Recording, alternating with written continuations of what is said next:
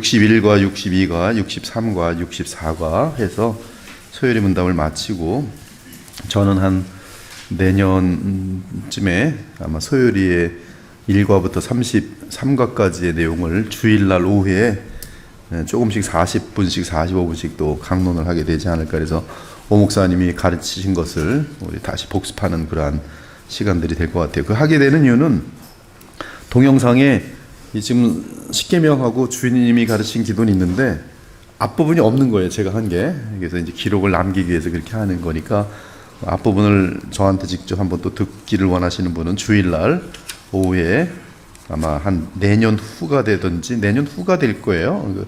홀리니스 존 라일이 끝나고 나서 그걸 아마 하게 될 텐데 그때 와서 무료로 들으셔도 되겠습니다. 오늘 하여튼 61과 62가 63과 64가 이제 소요리 문답을 마치게 되는데요. 자, 제 104문 넷째 간구에서 우리는 무엇을 위해 기도합니까? 답변.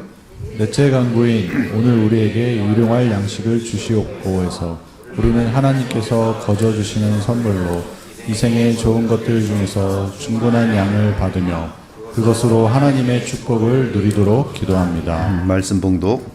곧 헛된 것과 거짓말을 내게서 멀리 하옵시며 나를 가난하게도 마옵시고 부하게도 마옵시고 오직 필요한 양식으로 나를 먹이시옵소서. 주 우리 하나님의 은총을 우리에게 내리게 하사 우리의 손이 행한 일을 우리에게 경고하게 하소서. 우리의 손이 행한 일을 경고하게 하소서. 첫 번째 기도도 너무나 소중한 기도고 여러분이 아마 이렇게 기도하기가 쉽지 않습니다. 가난하게도 맛이 없고 부하게도 맛이 없고 오직 필요한 양식으로 나를 먹이시옵소서. 다르게 말하면 오직 일용할 양식으로 나를 먹이시옵소서. 또 이번에 보면 우리가 한 일이 하나님에 의해서 열매를 맺게 하소서, 견고하게 하소서. 우리는 앞에 주님이 가르친 기도에서 세 간구에서 하나님의 주권을 보았다. 칼빈은 참되고 실질적인 지혜는 원칙적으로 두 부분으로 구성된다. 하나님을 아는 지식과 우리 자신들을 아는 지식이다. 우리는 먼저 하나님의 위엄과 영광에 대한 이러한 위대한 시각과 이해를 가져야 한다. 그리고서 우리는 우리 자신을 하나님 보시기에 작고 무가치한 존재로 그러나 하나님의 과분한 자비의 대상으로 보기 시작해야 된다. 일단 칼빈이 언급한 이 두 가지 지식을 이해하면 우리는 왜 이 네 번째 간구가 6개의 간구가 있죠. 그 중에 네 번째 간구가 오늘 우리에게 일용할 양식을 주옵시고인지 알게 될 것이다.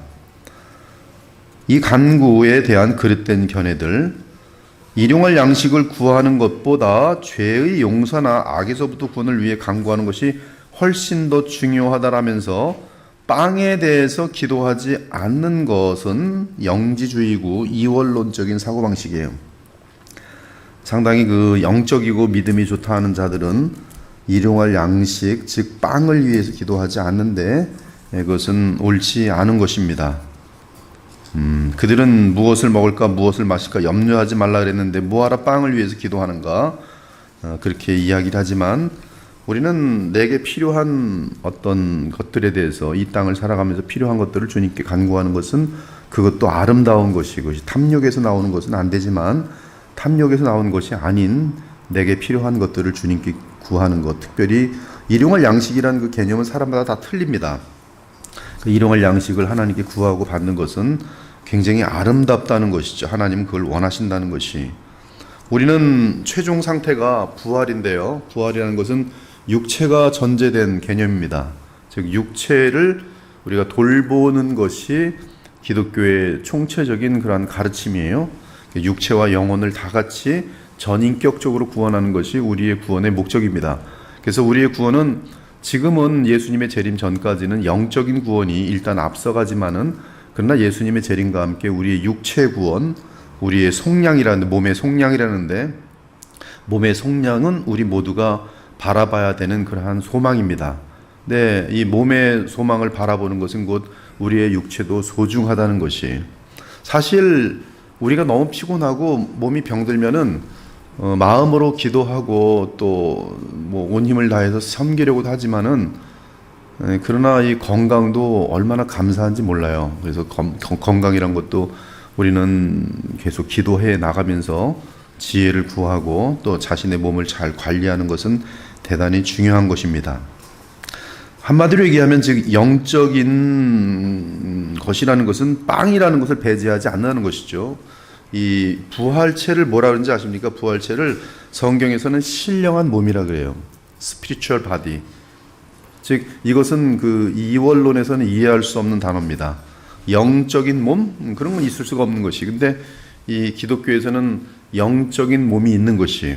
즉 육의 몸이 있은즉 영의 몸도 있느니라. 그 영의 몸이 우리의 부활의 몸이에요. 그것은 몸이 어떤 실체가 없다는 그런 뜻이 아니라 죄가 틈타지 않는 하나님을 영화롭게 영원히 영화롭게 할 수 있는 썩지 아니하는 영원한 존재인 몸이 영화로운 몸이 우리에게 이제 입혀지게 될 것이다라는 그 몸이 어떤 몸인지는 우린 모릅니다. 예수 그리스도의 부활의 몸에 대한 성경적인 묘사가 전부일 뿐이에요.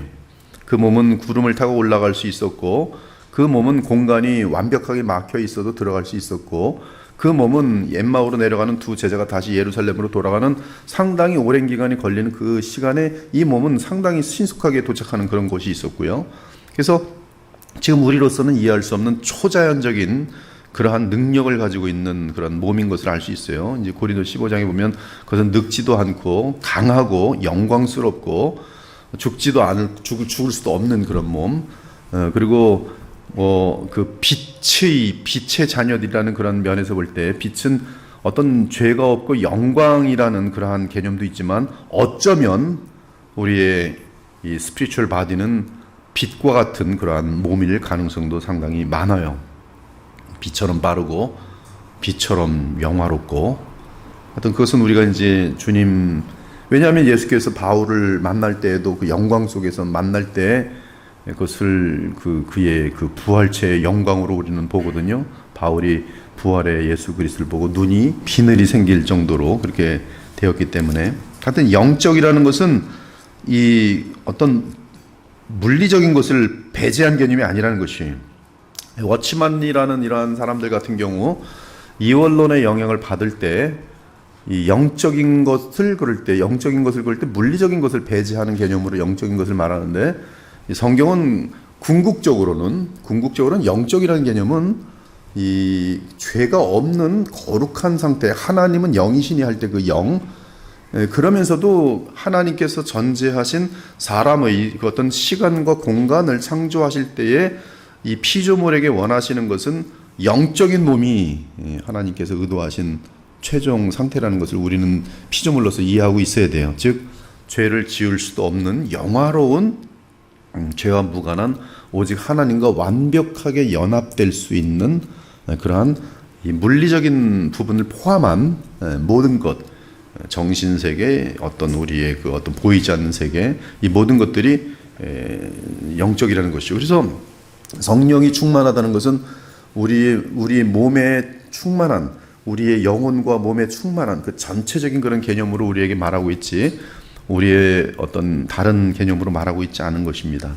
지금 제가 이렇게 말을 길게 한 것은 우리에게 일용할 양식을 주시옵고라는 기도가 굉장히 소중하다는 것을 말씀드리고 있는 것이고 여러분에게 이러한 기도를 드리는 것은 하나님이 보실 때에 이 몸과 관련된 앞으로 구원받게 될 영광스러운 몸과 관련된 것이기 때문에 주님께서 기뻐하신다는 그런 뜻이에요.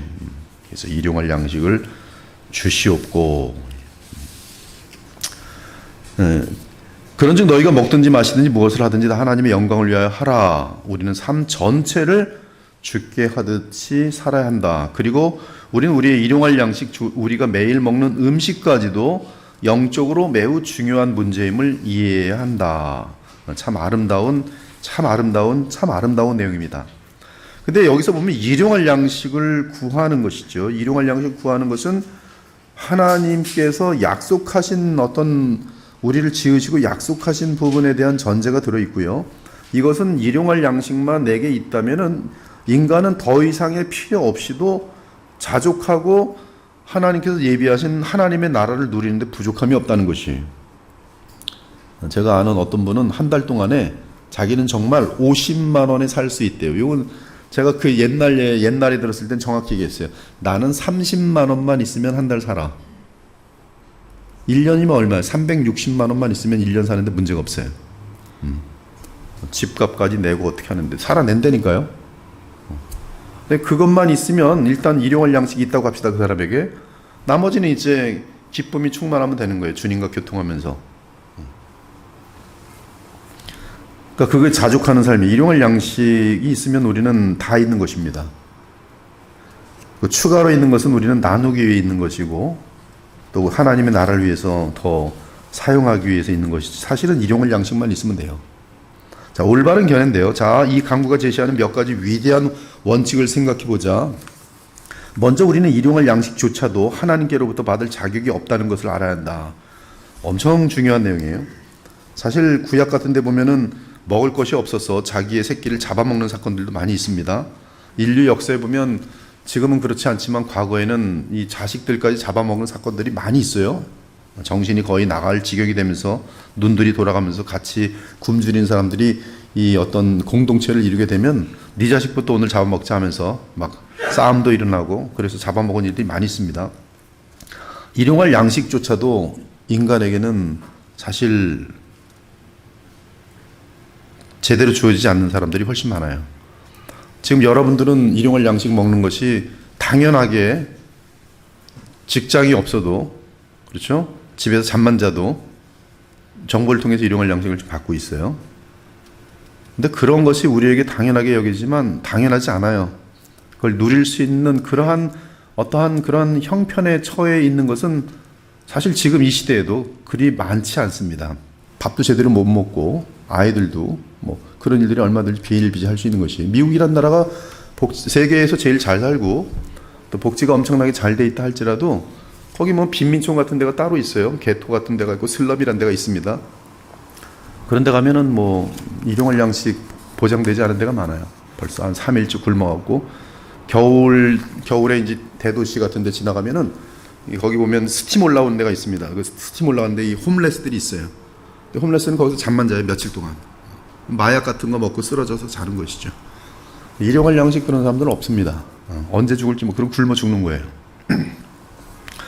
우리는 그 사실을 알고 있어야 돼요. 즉 일용할 양식에 대해 너무 감사하지 않는 마음은 하나님께서 일용할 양식을 걱정하지 않을 수 있도록 하는 우리의 어떤 자연스러운 환경을 만들어 주심에 대해서 망각할 때가 많다는 것이죠. 그러니까 이 감사가 줄어드는 것이죠.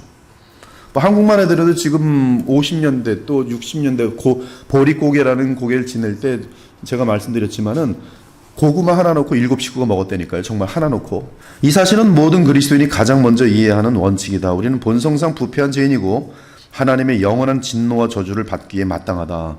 죽음 직후에 하나님과의 관계가 끊어지는 자들은 일용할 양식 정도가 아니라 영원한 가난과 궁핍 속에 떨어지는 것이죠. 이것이 복음의 기초의적인 진리이다. 우리는 그저 하나님의 영원한 진노와 저주의 대상이다. 이것을 아는 것이 뭔가 어떤 조치가 취해지지 않으면 하나님에 의한 조치가 취해지지 않으면 하나님의 공의한 심판에 의해서 영원한 배고픔과 영원한 진노와 영원한 저주를 받는 곳을 향하여 가고 있다는 사실을 빨리 인식하는 것이 우리에겐 제일 중요해요. 우리는 하나님께서 우리를 전적으로 그분의 은혜로 저주에서 구원하셨다는 사실을 안다. 그러나 우리는 이 사실을 쉽게 망각하는 경향이 있다. 이 진리는 우리의 모든 생각에서 너무나 쉽게 사라진다. 그 대신 우리는 우리가 사는 시대 정신과 경향에 많은 영향을 받는다. 사회복지 개념은 우리 모두에게 새겨져 있다. 사람이 아무 일도 하지 않더라도 어떤 일정한 수준의 삶을 누릴 자격이 있다고 말한다. 이것이 인권이라는 데에서 발생되는 그런 사건들이죠. 오늘날 수백만 명의 사람이 국가복지 명단에 올려져 있다. 우리는 모두 일용할 양식 및 훨씬 더 많은 것들에 대한 기본 권리를 가지고 있다고 생각한다. 우리는 어떤 사람이 좋은 시민이든 나쁜 사람이든 뭐 범죄자든 뭐 살인범이든 상관없이 심지어 일할 의지가 있던 없던 최소한의 생활 필수품을 받을 자격이 있다고 믿는다. 왜? 인권이 있으니까. 그것이 지금 소위 민주주의의 나라라는 곳에 많이 통해 있는 것이. 그러나 이것은 그 소위 선진국 대열에 서 있는 나라들의 그림들이에요. 이 만약에 선진국 대열이 아니라 뭐 방글라데시랄지 뭐 무슨 뭐 네팔이랄지 뭐 이디오피아랄지 뭐 가난한 나라들로 내려가면은 많이 달라지는 거예요. 많이 달라져요. 물론 사람의 시민 권리와 하나님 앞에서 권리는 같지 않다. 캔사스 주에서 허락된 어떤 시민 권리는 하나님 앞에서 불법일 수 있다. 아무튼 우리 그리스도인이 아는 것은 우리는 하나님 앞에서 영원한 저주 외에 다른 뭔가를 받을 아무런 권리가 없다는 사실이다. 이것이 성경이 우리에게 가르쳐주는 가장 기본적인 것이죠. 그러므로 오늘 우리가 만약에 영생을 얻었고 오직 그리스도의 은혜죠. 그리스도의 성령 덕분이죠. 주님께서 우리에게 계신 영생 덕분이죠. 생명 덕분이죠. 이것을 얻었고 그리고 오늘 선한 것을 일용할 양식 플러스 선한 것을 누리고 있다면 이것은 지금 그리스도의 속량에서 나타나는 더 하나님이 주시는 풍부한 그 은혜입니다. 아들까지도 아끼지 아니하신 하나님께서 그 외에 다른 모든 선한 것을 더하여 주시지 않겠느냐. 그렇죠. 아들까지 아끼지 않으셨는데 여러분들이 영생 주셨는데 다른 것을 다 더하여 주지 않겠는가. 더하여 주지 않는 이유는 단 한 가지. 여러분들이 그 주신 주님을 바라보기보다 여기에 마음에 빼앗겨서 우상 숭배를 하게 될 때 하나님 거기 진노할 수밖에 없거든요. 자녀를 할지라도 진노할 수밖에 없거든요. 우리는 그러므로 나는 그리스도 없이는 영원한 진노 외에는 아무것도 없다는 사실을 인정하는 것이, 인식하고 인정하는 것이 대단히 중요하고, 둘째는 우리가 주님께 전적으로 의존하고 있다는 사실이다. 우리가 일용할 양식을 구할 때 우리는 우리가 필요한 것을 우리에게 줄 수 있는 분은 오직 하나님이라는 사실을 인정하는 것이다. 일용할 양식으로 번역된 단어는 군인에게 주어지는 매일의 분량입니다. 군인에게 그날 그 분량을 주죠. 즉 우리의 음식이 그때마다 날마다 일정한 분량으로 주어진다는 사실을 암시해 준다. 이것이 바로 만나였어요. 만나. 하나님을 의지하고 살아가는데 하나님을 의지할 때 반드시 주십니다. 저하고 제 아내는 신실한 공급자예요. 우리 집 2마리 개에게. 그 개들은 딱 일용할 것만 받아요. 근데 지금 벌써 큰 게 지금 프렌니는 지금 15년을 넘게 했는데 걔 하루도 굶은 적 없어요. 혹시 하루를 두고 가면 실컷 먹도록 채워놓고 갔다 오지요. 걔 굶은 적 없습니다. 걔가 뭘 했다고 굶지 않습니까? 지가 나가서 일한 적이 있어요. 뭐 어디 가서 뭘 한 적이 있어요. 주인이 주는 거예요. 프렌니가 걱정합니까? 내일 과연 우리 주인 둘 중에 하나가 안 줄까? 둘 다 줄까? 나 안 줄지도 몰라. 이러고 있을까요? 이제 그거는 우리가 이제 하나님을 이렇게 못 믿을 때 그러겠죠. 하나님을 나를 이 세상에 보내시고 아들까지도 아끼지 아니하시고 사랑하신 주님께서 과연 내일 나를 주실까? 내일 굶어 죽는 아닐까? 어리석음이지 되게. 그래서 예수께서는 공중의 새를 봐라, 들에 피는 백합화를 봐라. 이런 것들도, 이런 피조물들도 하나님이 다 입히시고 먹이시거늘 하물며 나의 자녀된 너희일까 보냐. 뭐라 그래요? 믿음이 작은 자들아. 하지만 현대생활 방식은 이 부분에서 우리의 감각을 무디게 만드는 경향이 있다. 이전 시대에는 더 많은 사람이 시골에 살면서 하나님을 의존하는 감각을 갖고 있었다. 사람들은 일반적으로 비와 풍작 등을 위해 기도했다. 그들은 물질 공급의 원천을 하나님께서 통제하신다고 의식하였다. 그러나 오늘날 우리는 하나님보다 시장의 힘을 의지하는 경향이 있다. 정말 그렇죠? 집값이 오를까 내릴까. 집값이 오르면 돈이 많은 것 같아서 걱정 다 날아가는 것 같고, 집값 뚝 떨어지면 이제 1년 동안 1년 했는지 망할 것 같고. 이건 지금 시장에 대한 지금 디펜던트 하고 있다는 것이죠. 과거에 그러나 그런 것이 없을 때는 비가 오나 비가 안 오나 이게 되게 중요하죠. 그러니까 기우제를 드리고 자기네들이 상상하는 신에게 여러 가지 그 제사를 드리고 막 하면서, 우리는 현대 시대 때는 물질이 부족할 때 하나님보다 사람 즉 정부 또는 산업에서 해결책을 찾는 경향이 있다. 이거 띠띠고서 절대로 밀리지 않아요. 오늘도 어떻게든 내 거 찾아 먹겠다는 것이죠. 그러나 느부갓네살이 이 7대 동안에 정신이 나가서 나중에 얻어서 깨달은 것, 그게 뭐예요? 하나님을 의존함이 없이는 그 누구도 존재할 수 없다는 사실이죠. 세 번째 원칙은, 이 주님이 하신 기도에서 세 번째 배워야 되는 것은 감사하고 만족해야 된다. 여러분 한 가지 제가 알려드린데요. 쫓아해보세요. 하나님이 주시지 않으면 1,000원도 못 번다. 네.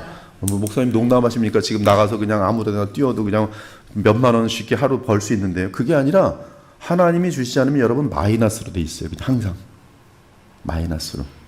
아무리 벌어도 마이너스를 채우지 못해요. 그러나 하나님 앞에서 살기 시작하면 마진이 생겨요.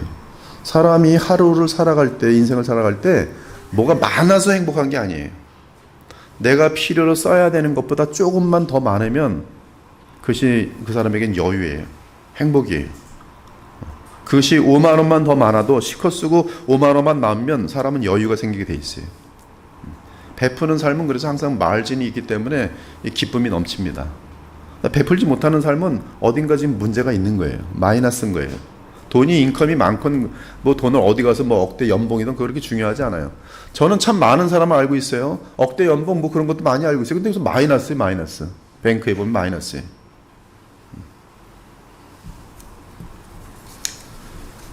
살림 못하는 거죠. 부인이 살림 못하면 거의 다 마이너스예요. 이 감사하고 만족해야 합니다. 감사하고 만족해야 돼요. 여기서 우리가 살고 있는 세상에 대항하여 우리의 입장을 가져야 한다는 사실을 분명하게 해야 한다. 이 세상의 삶의 방식은 더 많은 것에 대한 갈망에 무엇이 있는가? 이 갈망, 더 많은 것을 소유하려고 하는 이것이 그들의 인생을 핍절하게 만든다는 신기한 현상이 있어요. 자족하는 사람에게는 항상 차고 넘치는데 자족하지 못하는 사람은 항상 마이너스예요. 항상 마이너스. 남에게 못 씁니다. 남에게 베푸는 삶은 그 사람이 돈이 많아서가 아니에요. 마음의 여유가 있어서 그래. 우리가 대하는 텔레비전이나 잡지 광고는 만약 새 차를 혹은 새 집을 혹은 새 가구 등을 더 갖기만 하면 분명히 더 행복해질 것이라는 착각을 주지요. 그리고 글로 달리는 것이죠. 아, 이거 가지고서 내가 지금 만족을 못해. 새 차가 필요해. 난 이 집 가지고 만족을 못해. 저 사람 보니까 우리 집보다 훨씬 새 거야. 안 돼. 난 이 큰 집 가지고 안 되겠어. 벌써 입이 이렇게 나와가지고 과딱지가 나서 잠도 못 자는 거죠. 마이너스. 그러니까 이러한 세상을 쫓아가려니까 뭘 해야 돼요? 빚을 져야 되죠. 빚 지금 뭐가 있겠어요? 뭐 못 쓰는 거지. 이 마진이 어떻게 생깁니까? 여유가 없죠. 그냥 제가 미국에서 보니까 몰기지를 그냥 엄청나게 갖고 와서는 큰 집을 사. 사람들을 초청하는 건 큰 집 보여주기 위한 거야. 근데 큰 집도 못 보여줘. 돈 버느라고 너무 바빠갖고. 그 1년에 그 집 갈까 말까 큰 집만 샀어.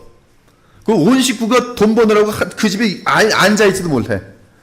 근데 돈 벌면 전부 다 어디다 놓는지 아세요? 몰기지. 거기다 갖다 보여. 그냥 각박해요. 딱 하나만 있어. 집만 큰 집만 있어. 아무도 들어가지 않는 집. 지들도 누리지 못하는 집. 얼마나 머리들이 나쁘고 어리석은지 몰라요. 그냥 마이너스 인생이. 좋은 삶은 우리가 더 많이 소유할 때 가능하다고 쉬지 않고 떴는다. 우리가 가진 것들은 오래되었고 시대에 뒤떨어졌다고 생각하도록 영향을 준다. 그리고 이러한 것들이 무슨 신분인 것처럼 생각해요. 여러분, 그건 세속적인 가치관입니다. 교회를 다님에도 불구하고 딱 봐서 저 집은 저기에 사네. 나는 이런 집 사네. 너는 나보다 저기 하층이네. 이거 굉장히 그 세속적인 생각입니다. 차를 하나 몰고 왔는데 나는 지금 조그만 거 뭐 몰고 가는 저기 다 대빵만한 거 몰고 가요. 기분 나빠. 아니면 저 코딱지만한 거 차네. 나 이러고 뭐 정신 막 좀. 이건 지금 굉장히 그 부패한 생각이에요. 크리스찬적인 생각이 아닙니다. 그건 세속적인 생각이에요. 세상 사람들 지금 뭐 돈 그냥 졸부들 보면은 그냥 아이들이 한 3억짜리 차 빵 몰고 다니면서 지금 자기는 나는 뭐 경찰도 보고 쫓아오지 못한다. 나 이렇게 비싼 차를 몰고 가는 청년도 어디 있느냐. 그 기고만장한 그 아이들 보면 성격이 문제가 커요.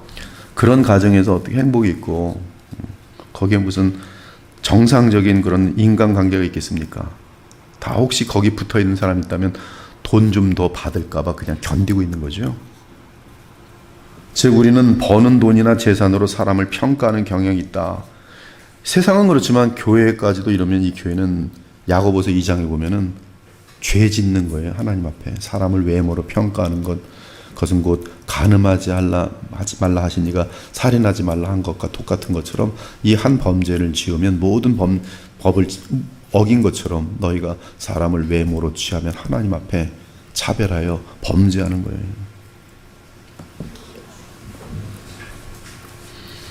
그러나 하나님께서 약속하신 것은 주께서 친히 말씀하시기를 사람의 생명이 그 소유에 넉넉한 데 있잖아요. 이걸 늦게 깨닫는 사람은 비참한 삶이 될 것이에요. 어떤 사람은 호흡이 마칠 때도 못 깨달아요. 죽으면서도 못 깨달아요. 죽으면서도 돈 집어주면 이러면서 죽어요. 지옥으로 떨어지면서 돈 쉬면서 하고 지옥으로 떨어져요. 마지막 지금 5분밖에 안 남았는데 돈 지어주면 좋아요. 웃으면서. 이 얼마나 어리석고 악합니까? 이 부분은 좀 빨리 깨달아야 돼요. 여러분 정말 행복하시길 원하면 돈에 대해서 청지기의 개념을 빨리 가지셔야 돼요. 이건 내 거 아니에요. 주님이 내게 맡기신 거예요. 그거 깨닫지 못하면은 비상합니다. 가족이 깨지게 돼 있고 친구 관계가 위선이에요. 친구 관계도 위선이에요. 진실한 친구가 될 수 없어요. 결혼도 계약이에요. 즉 신실한 계약이 아니라 돈 계약. 돈 계약. 너 얼마 있어? 너 얼마 있어? 그럼 내가 너한테 결혼할까? 너 얼마 있어? 없어. 아니 내가 너랑 결혼해? 이건 돈하고 결혼하는 거죠. 돈하고. 정말이죠. 지금 제가 말한 게 사실이죠. 이 시대에 정말이잖아요. 이렇지 않은 케이스가 오히려 극히 보기 힘들잖아요. 그분은 우리가 먼저 하나님의 일을 구하면 그 후에 필요한 것을 우리에게 더하시리라고 약속하셨어요. 그리고 성령으로 감화된 사도는 우리가 먹을 것과 입을 것이 있은즉 족한 줄로 알 것이니라. 내일 먹을 게 있을까? 이걸 지금 하나님을 믿지 않는 거예요. 오늘 먹을 거 있으면, 오늘 일용할 양식 있으면 행복하면 돼요. 걱정하지 마세요. 오늘 있으면 돼요. 그냥 행복하면 돼요. 그리고 성실하게 또 살면 돼요. 또 사람들하고 사랑하면 돼요. 어떤 저희 한 사람하고 좀 아시는 분인데 수십억이 있어요. 근데 걱정이에요. 돈 없어서. 정말로.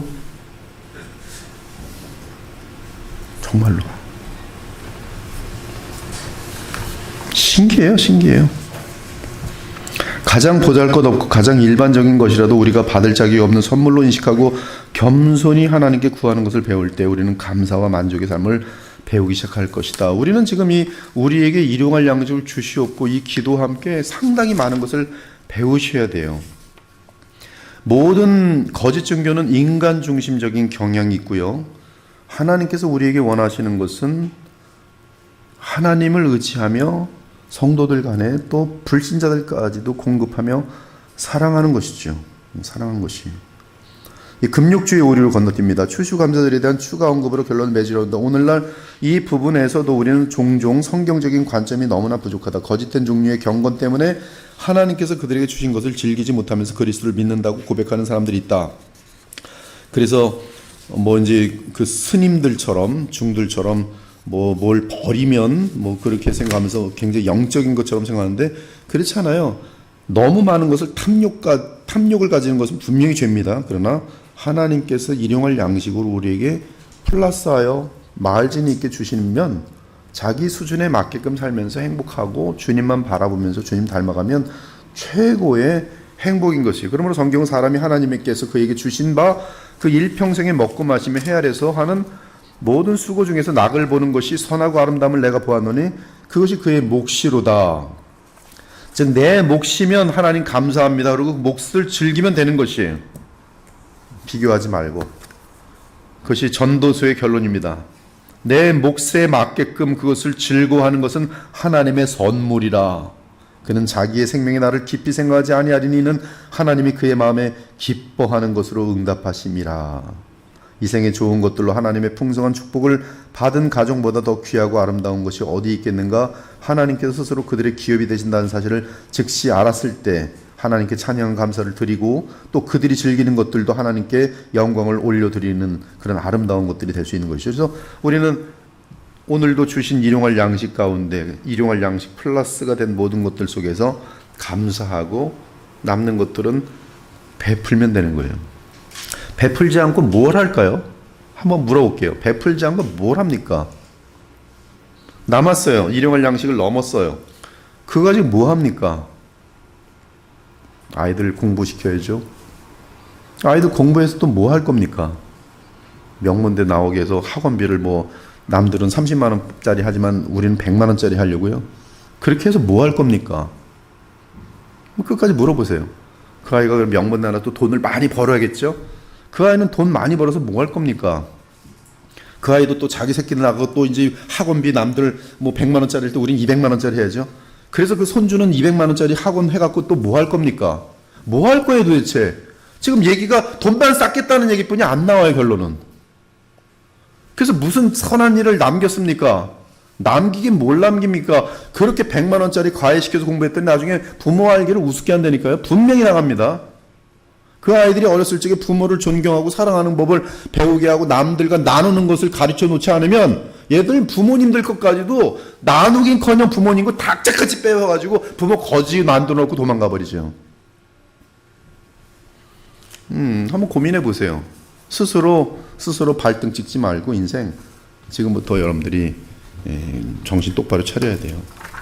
교회 신자들이 세상 사람들과 달라야죠.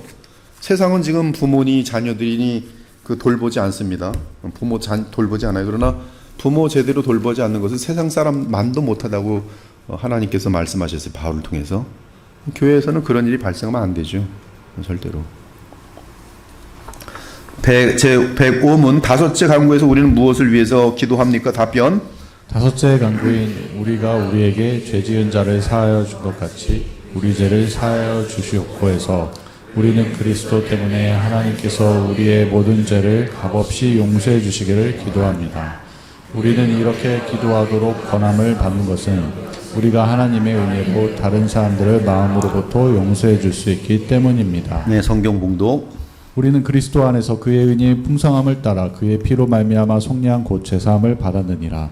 베드로가 이르되 너희가 회개하여 각각 예수 그리스도의 이름으로 세례를 받고 죄사함을 받으라. 그리하면 성령의 선물을 받으리니 너희가 사람의 잘못을 용서하면 너희 하늘 아버지께서도 너희 잘못을 용서하시려니와. 아마 신자의 삶 속에서 가장 소중한 부분이 있다면은 내가 주님께로부터 어떠한 죄사함을 받았는지를 아는 걸 것입니다. 그 죄사함을 안다는 것은 우리가 율법에 대한 정체를 정확히 이해하게 되면 율법을 알아가면 알수록, 즉 여러분이 율법을 대할 때 성령께서 여러분의 마음속에 조명하여 주셔서 알게 하시면은 여러분은 이 율법이 점점 만약에 깊게 들여다보면은 이게 환한 빛이 되면서 우리 속에 있는 숨겨진 모든 더러운 것들을 다 드러내거든요. 제가 어렸을 적에, 지금은 다방이란 것이 없었지만 다방이라는 것이 있었어요. 근데 다방이 어느 날 대낮에 청소를 하더라고. 야, 근데 그 의자들 가지고 뭐 이렇게 뭐 소파하고 뭐 사람들 앉아 있는 거 있잖아요. 술 먹고 토하고 막 이런 것들이 그냥 거기다 다 있는데 껌껌한 조명에서는 안 보였죠. 그러나 대낮에 왔더니 오줌 싼 것도 휴지들 뭐부터 온갖 더러운 거 뭐 벌레들 와르는 거. 와, 대낮에 밖에서 그거 청소한다고 했을 때 저거 다방 속에 그 안락 의자들이었구나. 근데 우리 마음속에 여러분들이 세상과 비교할 때는 내 마음이 그럴듯하지만은 율법이라는 하나님의 완벽한 이 거룩한 또 공의로운 법에 의해서 나를 딱 보면은 화로다. 나는 망하였도다. 나는 지옥불에 합당하다. 여러분의 양심이 살아있을 때 여러분이 죄를 지면 양심이 뭐라는지 아세요? 너는 지옥에 떨어질 놈이야. 정확히 얘기합니다. 자기가 그렇게 얘기를 해요. 너는 죽어 마땅하고 지옥에 떨어질 놈이야. 이게 하나님의 말씀이 어느 정도 반영될 때 양심이 움직이면 그렇게 됩니다. 근데 믿음이 깊어지면 율법과 함께 성령께서 역사하시면서 이 죄의 세계가 더 많이 보이거든요. 과장해서 말하는 것들도 너무나 크게 충격적으로 와닿고, 다른 사람에 대해서 굉장히 착하게 의롭게 얘기하는 것 같은데 나를 높이고 저 사람을 깎아내리면서 몰래 뒤통수를 치면서 깎아내리면서 비참하게 만드는 것. 과거에는 그런 것들이 느껴지지 않는데 성령 안에서 그 마음이 예민하여지고 예수님을 더욱더 닮고자 하는 간절한 소망이 있다면 이러한 자신의 모습들이 탁 나왔을 때 흉측한 내 속에 있는 죄를 보게 돼요. 더 무서운 것은 그렇게 주님을 사랑한다고 하는데 문득 하나님이 정말 존재할까? 나 지금 이거 바보짓 하고 있는 거 아니야? 이런 의심이 같이 겸비될 때도 있어요. 하나님을 향한 너무나 큰 감사가 있는데도 죄라는 세력이 얼마나 무서운지 그 속에서도 의심을 불러일으킨다니까요. 근데 그러한 나를 알 때 하나님의 율법 앞에서, 하나님 앞에서 나라는 존재가 얼마나 간교하고 얼마나 어두운 존재고 얼마나 이기적인 존재를 알고, 그러면서 자신이 율법과 합하여지는 양심으로 너는 죽어 마땅하다는 판단이 날 때에, 그때 예수 그리스도를 통한 용서라는 것이 어떻게 와닿는지 아십니까? 예수 그리스도의 용서 없이는 나는 지옥에 합당하고 마귀를 방불케 하는 아주 갓승스러운 존재인데, 이러한 나를 용서하실 뿐만 아니라 하나님의 자녀답게 만드시는 그 용서와 생명의 은혜를 알 때에, 바로 그 상태 속에서 죄를 짓는 다른 사람을 볼 때에 저 죽일 놈이 아니고 쟤도 참 이 복음을 알면 변화될 수 있는데, 이때에 그러면서 나타나는 게 뭔지 아십니까? 용서예요. 너는 주의 은혜를 알지 못하면 아무리 버둥거려봐야자 죄인 중에 괴수라는 것은 내 입장이었기 때문에 저 사람도 마찬가지라는 거예요. 끔찍한 죄에 놀라지 않고 저 사람에게도 필요한 것은 예수 그리스도밖에 없고, 이러한 아이가 내게 악을 행해도 불쌍히 여길 수 있는 마음이 있어요. 제가 미국에서 목회할 때 새벽마다 엄마가 와서 기도를 했어요. 근데 그 엄마의 딸은 미친 여자였어요. 근데 그 미친 여자는 엄마가 있을 때 그냥 쌍욕을 막 해요. 그냥 세상 쌍욕을 엄마한테. 엄마는 그냥 들어요. 미쳤으니까. 왜 미쳤냐 하면 그 공부도 잘하고 똑똑한 여자였는데 그 뉴욕으로 가서 공부하러 혼자 갔다가 남자애가 하나 생겼다가 그 남자한테 버림받았어요. 이 여자한테는 이 버림받은 충격이 굉장히 큰가 봐요. 그것 때문에 미쳤어요. 대화를 하면 무슨 왕자 얘기만 해요. 왕자가 뭐 자기랑 결혼할 거라고 헛소리만 하고 있다가 지네 엄마 보면 욕을 막 하는 거예요. 근데 엄마가 이 욕하는 딸을 어떻게 해요? 귀싸댈 때 발로 차고 막 그럴 것 같아요? 아니에요. 저 애가 미쳐서 저래요. 그래, 설명을 해요. 죄송해요. 저 애가 미쳐서 저래요. 그리고 그냥 불쌍하게 그냥 안아줘요. 욕을 막 먹은데, 왜? 미쳐있는 애거든. 우리가 용서받으면 저희 죄인들이 못된 짓 해도 죄인인 거예요. 죄인. 이상한 게 아니에요. 죄인이에요. 아직 성장되지 않은, 삐치기만 할 줄 아는 자기 중심적인 죄인이에요. 내 마음속에서 그를 향해서 뭐가 나와요? 이 엄마가 미친 딸 뭐가 나가요? 그냥 계속 용서하는 거예요. 용서. 동일해요. 여러분들이 믿음이 깊어지면 제일 많이 하는 게 용서예요. 용서. 이 세상을 향해서 용서하는 거예요. 그리고 그가 주님께로 돌아오기만 그가 변화될 수 있다는 걸 알기 때문에 예수님의 향기가 되려고만 노력할 뿐이에요. 그리고 때가 되면 예수님을 믿으라고 얘기할 뿐이에요. 그것이 오늘 지금 우리가 우리에게 죄진 자를 사하여 준 것 같이 우리 죄를 사하여 주시옵고, 예수께서 나를 어떻게 사랑하셨는지, 내가 원수 되었을 때, 죄인 되었을 때, 연약할 때에, 연약해갖고 컵 떨어뜨린다고 때리는 엄마 있더라고요. 그러면 안 됩니다. 연약하여 떨어뜨린 거는 그 실수구나 그러고 아무리 비싼 컵이 깨져도 실수하지 마라 그러면서 연약하면 보충시켜야 돼요. 의도적으로 집어 던질 때는 그땐 두들겨 패야 되고요. 사람 다 연약해요.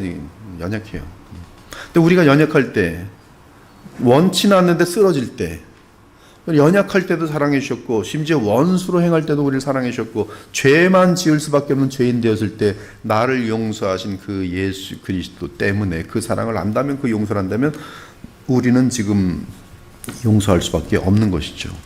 여기 그 윌리엄스는 지금 이 죄를 정확히 성경적으로 빚이라고 얘기를 하고 있어요. 빚. 그리고 하나님의 율법은 다이아몬드인데 그 다이아몬드 앞에서 율법을 어기는 것은 그 다이아몬드에다가 이 어떤 더러운 것을 섞는 그런 그림으로 보고 있어요. 그러나 그 어떤 것이라도 어기면 이 하나님의 율법을 하나라도 어기면 모든 것을 어긴 것이라고 말합니다. 야고보서 2장 10절. 그러면서 두 번째는 뭐냐면 이 우리에게는 이 죄라는 것은 하나님의 공의 앞에서 빚이라는 거예요. 빚. 빚은 갚아줘야 돼요. 갚아지지 않으면 그대로 있습니다. 근데 우리는 갚을 수가 없어요. 그것이 예수께서 말씀하신 1만 달란트 빚진 자의 비유죠. 갚을 수가 없어요. 갚을 수가 없어요. 근데 백다네리온 그걸 지은 사람에게 화를 냈을 때 왕 그러잖아요. 너는 지금 1만 달란트의 빚을 상감받았는데 어떻게 100데나리온 빚을 진 사람의 멱살을 붙들고 그걸 감옥에 쳐넣는가? 그렇다면 너는 지금 탕감받을 그 자격이 없을 뿐만 아니라 탕감받음을 누리지 못하는 상태예요. 즉 우리는 예수님의 보혈로 말미암아 1만 달란트 그 이상의 무한한 이 용서, 죄의 이 빚을 탕감받았는데 그 탕감받은 사실에 대한 진정한 감사가 있다면 우리에게 자연스럽게 나오는 것은 뭐냐면 내게 죄를 가하는 사람에 대해서 탕감해 주는 거예요. 이게 우리 인간에게는 쉽지 않은데 이것이 쉬울 수 있는 것은 딱 한 가지입니다. 예수님이 나를 얼마나 탕감해 주셨는지를 정확히 아는 거예요. 그것은 하나님의 아들의 생명값, 예수님의 이 우주보다 고귀한 자신의 목숨의 값을 지불해 주시고 나를 용서해 주셨다는 사실을 바르게 인식할 때 그때 우리에게서는 탕감하고자 하는 의무와 함께 동기부여가 돼요. 오직 이때만 동기부여가 돼요. 내게는 이 용서가 쉽지 않은데 갈등이 일어나는데 갈등마저 안 하고 그냥 용서를 끝까지는 안 할 거야. 그럼 그 사람은 독이 생기면서 얼굴이 굳어집니다. 그렇지 않아야 화평한 얼굴이 될 수가 없어요. 그러나 이걸 내가 용서해야 되는데 내가 용서하지 못해요. 마음속에. 그러면 뭐가 생깁니까? 갈등이 생겨요. 이 갈등 상태로 오래 가는 사람이 있으면 인생이 너무나 비참합니다. 근데 이 갈등 속에서 벗어나는 것이 뭐냐면 간단합니다. 복음이에요. 예수께서 나를 얼만큼 탕감하셨는지에 대한 객관적인 지식이 내게 그것이 반복되면서 다시 한번 생각할 때 나는 이렇게 어마어마한 탕감을 받았는데 어찌 내가 원수 되었을 때 죄인 되었을 때 연약할 때도 나를 용서해 주신 주님, 그러한 주님이 나를 용서해 주셔서 지금 영생을 얻게 하셨는데 내가 이것과는 비교도 안 되는 너무나 작은 그런 죄악들을 당하면서 해를 당하면서 억울한 일을 당하면서 용서하지 못한다는 것은 말이 안 되는구나 하면서 용서해버리고 끝나버린 거예요. 용서해버리고. 여러분 100데나리온은 한 600만 원 정도 돼요. 600만 원의 손실을 갑자기 당했을 때 감옥에 쳐놓고 싶겠죠. 간단한 무슨 지나가면서의 욕이 아니에요. 여러분에게 휘청할 정도의 충격이에요. 근데 하나님께서는 뭐예요? 그 정도도 용서 못하면 너는 크리스찬이 아니라는 거예요. 이 죄책은 느낌이 아닙니다. 이것은 예수께서 하나님 앞에서 우리에게 실질적으로 지불하시는 정말 사실이죠. 근데 많은 이제 가짜 교회들이 이러한 복음의 객관성보다는 감정적으로 얘기하죠. 하나님은 우리의 죄를 무조건 용서하신다. 하나님은 사랑이시다. 그 우리를 용서하시기 위해서 아들을 희생하신 사실에 대해서 접목시키지 못할 때 그는 복음을 모르는 것이죠. 이제 그러한 가르침들은 이 시대에 많아요. 그러면 죄가 해결이 안 되고 죄가 합리화되고 그리고 우리 인간의 마음속엔 점점 악한 것이 있어요. 그리고 내가 받아야 할 형벌에 대해서 망각하게 됩니다. 거꾸로 또 이단 같은 데에서 잘못 알면은 뭐 무슨 복숭아 같은 거 보면서 나 하나님 앞에 큰 죄를 져서 뭐 지옥에 떨어진다니 헛소리만 하고 앉아 있는 거예요. 뭐 이재록에게 뭐 생일 선물 갖다 주지 않으면 무슨 나는 은혜를 망각한 배역한 인간처럼 그렇게 만들어진 이런 것들은 잘못된 양심, 마귀에게 들어서 나의 양심이 완전히 왜곡되는 것이죠. 우리는 성경을 통해서 이 세뇌돼서도 안 되고, 성경을 통해서 정확하게 바르게 알아서 이단들에게 세뇌돼서도 안 되고, 성경의 말씀에 따라서 예수 그리스도께서 나를 어떻게 용서하셨는지 알고 그 용서에 따른 용서할 수 있는 은혜를 주님께로부터 받아서 용서해 나갈 때 우리에게는 그것이 하나님께서 원하시는 그런 아름다운 삶을 살 수 있는 놀라운 역사가 나타난다는 것이, 이것이 바로 그리스도인들이 가져야 될 삶에 있어서 대단히 중요한 부분이라는 것이, 구약에서는 대속죄일, 그쵸? 이 죄 지은 사람들을 위해서 동물들이 다 죽었어요.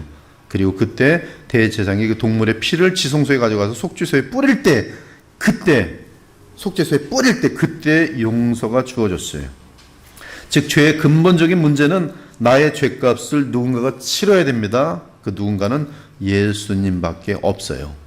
그 죄값을 누군가가 가져서 하나님께 가져가야 됩니다. 그것은 부활 승천하신 나의 영원한 대제사장 예수 그리스도밖에 없어요. 즉 예수 그리스도는 단번에 죽으신 자신의 영원한 희생 제물로, 부활 승천하신 대제사장이 그 희생 제물로 하나님 앞에서 이 사람의 죄값을 치러 주신 것을 가지고 변론하시고, 오늘 지은 죄값에 대해서도 과거에 단번에 영원히 지불하신 그 예물값으로, 속죄값으로 제가 이 사람의 죄를 오늘도 용서하신 것이 과거에 십자가에서 치르신 그 속량의 값으로 덮어져 있습니다 할 때, 공의하신 재판장, 완전하신 재판장은 예수 그리스도의 그 변론, 즉 파라클레토스의 보혜사 예수로 말미암아 그 사람에 대한 그 신자에 대해서는, 예수님 안에 있는 그들에 대해서는 아무런 그런 지적할 것이 없는 것이, 그것이 바로 죄사함이라는 거죠. 죄사함, 예수 그리스도의 십자가 속량이. 그래서 우리의 죄사함은 하나님이 그리스도 예수의 속량을 바탕으로 우리를 용서하신 결과다. 이를 아는 신자는 다른 사람의 죄를 용서합니다. 우리는 우리 자신이 용서받았기 때문에 용서할 수 있는 법을 배울 수 있다는 것을 잘 알고 있어요. 큰 빛이 탕감받았습니다. 그리고 우리는 이 탕감받은 사실을 정말로 성령 안에서 마음속에 와닿을 때 우리는 이 은혜로 말미암아 다른 사람들을 용서할 수 있게 되고, 용서할 때 그에게 찾아오는 것은 무엇이냐면 자유함. 저 사람이 용서받을 자격이 있던 없던 것을 떠나시고 내 자신이 먼저 자유를 얻어야 돼요. 그리고 용서받을 자격이 없는 사람이, 즉 용서를 받아들이지 않는 사람이면 그냥 이제 내버려 두면 되는 거예요. 나는 자유를 얻고 이제 착한 삶, 기뻐하는 삶을 살아갈 수가 있는 것이죠. 이것이 우리가 주님께서 내 죄를 사함같이 나도 다른 사람들을 사해야지만이 누릴 수 있는 이 죄사함의 그 자유인 것을 알 수가 있어요. 즉 거꾸로 말하면, 우리가 만약에 다른 사람들을 용서하지 못하면 나는 비록 예수님께로부터 죄사함을 받았는지 몰라더라도 이 죄사함을 누릴 수 있다 없다? 없다예요. 현실 속에서 누려지지 못해요. 누려지지 않으면 어떻게 돼요? 기쁨과 평강이 그의 삶을 주관하지 못해요. 즉 용서하지 못한 크리스찬은, 남들을 용서하지 못하는 크리스찬들은 교회를 다닐지 모르는데 뭘 못 누려요? 하나님의 나라를 못 누려요. 풍성할 수가 없어요. 그래서 저도 주변에 보면은 그 용서하지 못하는 크리스찬들을 보는데요, 얼굴이 검해요. 절대로 용서 안 해요. 그건 잘못된 거예요. 이 사람은 예수님의 용서를 끝까지 모르던지 아는데도 누리지 못하는 비참한 상태에 있는 것이죠. 그래서 우리는 우리 자신이 용서해야 돼요. 주님이 가르친 그 기도를 들으시면서 우리는 주님이 용서가 되지 않을 때는 계속 주님이 나를 어떤 사람인데 용서하시는지를 계속 성경을 통해서 확인하면서 용서할 수 있을 때 우리에게는 그런 즐거움이 넘치게 되었습니다. 제106문, 여섯째 간구에서 우리는 무엇을 위해 기도합니까? 답변. 여섯째 간구인 우리를 시험에 들게 하지 마시옵고 다만 악에서 구하시옵소서에서, 우리는 하나님께서 우리가 죄를 짓도록 시험 당하는 것으로부터 지켜주시기를, 혹은 우리가 시험 받을 때에 우리를 붙들어 주시고 구원해 주시기를 기도합니다. 성경. 시험에 들지 않게 깨어 기도하라. 또 주의 종에게 고의로 죄를 짓지 말게 하사 그 죄가 나를 주장하지 못하게 하소서. 그리하면 내가 정직하여 큰 죄가에서 벗어나겠나이다. 하나님이여, 내 속에 정한 마음을 창조하시고 내 안에 정직한 영을 새롭게 하소서. 주의 구원의 즐거움을 내게 회복시켜 주시고 자원하는 심령을 주사 나를 붙드소서. 예, 우리가 시험에 들면 사람이 비정상이 되게 돼 있어요. 그러니까 그걸 여러분 분명히 아셔야 돼요. 내가 만약에 시험에 들어서 일단 시험에 든 상태가 되면은 이미 패배한 겁니다. 시험에 들었으면 이제 죄에 패배한 거예요. 이 시험에 든 상태에서 벗어나는 것은 회개밖에 없어요. 근데 회개를 거의 안 해요. 시험에 든 상태는 미루고 있어요, 그냥. 분노죠, 분노. 뒤집어 엎겠다는 거죠. 그리고 이제 이 시험에 든 상태 속에서 마귀가 툭 건들면 무슨 뭔가를 악을 저지르죠. 그리고 저지른 악은 자기가 인생 속에서 먹어야 돼요. 여러분이 행동한 모든 것들은 결과가 따른다는 것을 절대로 잊어서는 안 돼요. 오늘 시험을 이겼으면은 승리에 대한 결과가 따라오도록 돼 있어요. 그러나 시험에 패배했으면 그 패배에 대한 결과가 따라오도록 돼 있어요. 아담이 시험을 받았어요. 마귀가 이것을 먹으면 넌 하나님처럼 될 것이다. 하와를 통해서 동일하게 도전했습니다. 아담은 결국은 하와의 말을 듣고 먹었어요. 시험이었어요. 시험에 졌어요. 그것이 지금 이 인류예요. 예수께서 동일한 아담보다 훨씬 더 열악한 상황에서 광야에서 시험에 들었어요. 그 마귀가 시험했어요. 그러나 승리했어요. 예수의 승리로 말미암아 사람으로서 승리한 거예요. 그의 승리로 말미암아 그는 영생을 나눠줄 수 있고 우리의 죄를 위하여 속량할 수 있는 십자가에서 자신의 피를 흘릴 수 있는 우리를 대신하여 죽을 수 있는 희생양이 될 수 있었어요. 그래서 우리에게 그 승리를 덤으로 거저주시는 그 자리에 있게 되었어요. 여러분들이 그 시험에 지느냐 이기느냐에 따라서 가족을 완전히 비참한 지옥으로 만들 수 있고 여러분이 시험에 이기면은 가족을 구원할 수 있어요. 제가 아침에 일어났는데 괜히 기분이 안 좋아서 사람은 그 기분이란 것은 이유가 없습니다. 괜히 안 좋은 거예요. 어떤 남자는 비가 오면 괜히 기분이 안 좋아요. 어떤 여자는 일어났을 때 피곤하면 괜히 기분이 안 좋아요. 그냥 기분이란 건 그냥 그런 거예요. 거기는 무슨 기준이 없습니다. 근데 기분이 안 좋았는데 아침에 뭐 괜히 이제 시비를 걸고 싶은 거죠. 기분이 안 좋으면. 그래서 뭐 당신은 뭐 이렇게 못생기고 왜 사람이 그래인지 말부터 이제 이상하게 나가가지고 근데 그렇게 해서 시작해서 이제 가정은 무너질 수 있는 거예요. 아무것도 아닌데 그렇게 해서 무너지는 거예요. 이 사람이라는 게 시험에 이제 들고서는 이 가정을 망쳐놓는 것은 그리 어렵지 않아요. 그래서 우리는 시험에 이겨야 됩니다. 근데 지금 오늘 기도가 바로 그거예요. 시험에 들게 하지 마시옵고 시험에 들게 하지 마시옵고 간절하게 정말 진심으로 기도한다면 하나님께서는 시험에 들게 하지 않게 하세요. 즉 시험을 이기게 하세요. 이 기도를 하는 목적은 시험을 이기길 원합니다라는 간구예요. 시험을 이기길 원하는 마음이 없다면 시험을 이기길 원하는 마음을 달라라는 간구까지 포함되어 있어요. 그리고 시험을 이기게 해달라는 간구가 들어있으면 주님께서 도와주세요. 그러면 내가 시험이 왔을 때 시험 중이라도 지금 큰 대형 사고를 치지 않고 묻어버릴 수가 있어요. 그럼 마귀가 흔들어서 이걸 터뜨려야 되는데 안 터지는 거예요. 왜? 우리를 시험에 들게 하지 마시옵고 주여. 여러분 대부분의 이 영적 승리는 어떻게 이기는지 아십니까? 쫓아해보세요. 가만히 있는다. 가만히 있으면 이길 때가 있어요. 지금 만약에 전화를 했더라면 대형 사고가 터질 뻔했는데 가만히 있어 봤어요. 그러니 오해였어요. 나의. 만약에 지금 5분 전에 전화를 해서 얘기했으면 이건 사람도 이상해지고 나도 아주 비참해지고 뭐 복잡하게 터질 뻔했는데 가만히 있어 봤는데 또 아직도 이게 확증되지 않으니까 가만히 또 있어 보는 그러면 확실하게 들어올 때가 있어요. 확실한 건 에비던스가 있어요. 여러분 언제든지 에비던스가 나타나기 전에는 움직이지 않는 게 좋아요. 에비던스가 나타났을 때는 즉 객관적인 에비던스가 나타났을 때 그때는 움직여도 돼요. 그러나 기분에 의해서 판단하지 마세요. 기분에 의해서. 그러면 괜히 평온한 인생에 혼자서 집에다 불 붙이는 거 똑같아요. 에비던스가 없으면 다 사람은 기분이 이상할 수 있거든요. 저 사람 기분 오늘 나쁠 수 있어요. 근데 왜 나쁜지는 내가 알아맞힐 수 없어요. 근데 대부분의 생각은 어떻게 하냐면 제가 왜 기분이 나쁘지? 나 때문인가? 자기랑 연결시켜 왜 기분이 나쁜 거야 도대체? 내가 뭘 잘못했더니 아무 일도 아니고 저 사람이 좀 기분이 나쁜 거예요. 딴 것 때문에.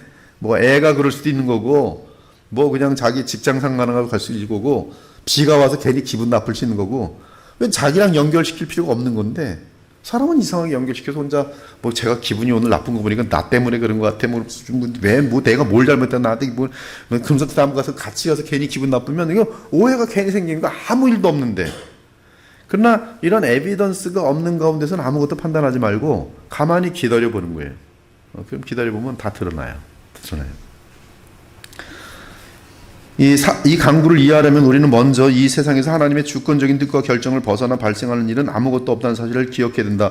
이러한 말이 얼마나 소중한지 모릅니다. 하나님의 주권, 내게 발생하는 모든 것은 하나님의 완전한 주권 가운데 발생한다.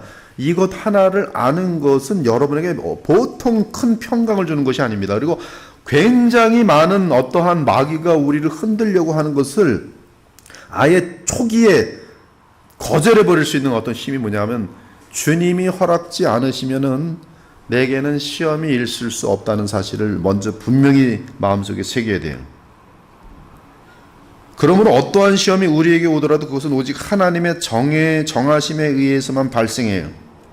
이 욥 같은 경우도 보면 그가 당하는 시험은 하나님께서 허락하신 것이 하나님의 주권 속에 있어요.